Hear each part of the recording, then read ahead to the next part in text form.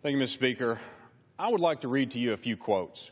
First, with respect to the notion that I can just suspend deportations through executive order, that's just not the case, because there are laws on the books that Congress has passed. Congress passes a law, the executive branch's job is to enforce and implement those laws. The problem is that I'm the President of the United States. I'm not the Emperor of the United States. My job is to execute the laws as passed. I can't do it by myself. We're going to have to change the laws in Congress. I am president. I am not king. I can't do these things just by myself. I'm not a king. You know, my job as the head of the executive branch ultimately is to carry out the law. I am bound by the Constitution. I am bound by separation of powers. There are some things we can't do. The power of the purse, for example. These are the words and the statements of the President of the United States. And words matter.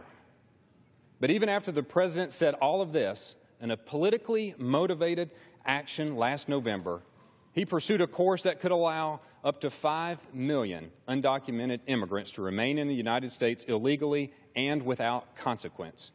And like my constituents, I am outraged.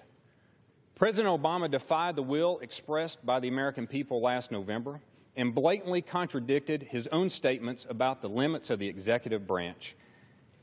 But now let's be clear, lest others confuse this issue today. This is not a debate about immigration. That'll come later. But this is about the rule of law.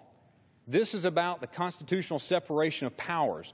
This is about the respect we owe the American people. In this appropriations bill, we're exercising the power of the purse.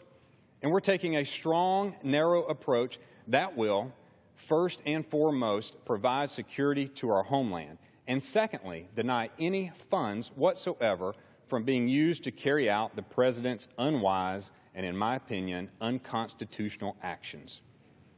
Now, I have to say, the President was right about a couple of things. He is not an emperor, and he is surely not a king. And House Republicans are united in making sure that he doesn't get away with acting like one either. And yet, before the debate even begins, last night, the President is already issuing threats.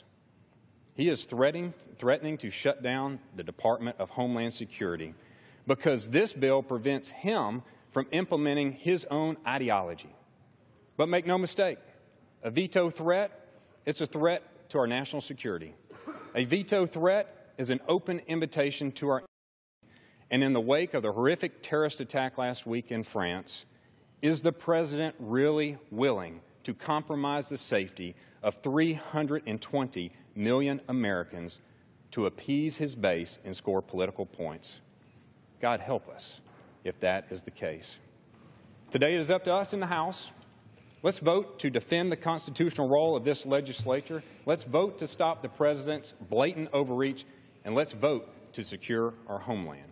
Thank you, Mr. Speaker. I yield back. Gentleman from Georgia.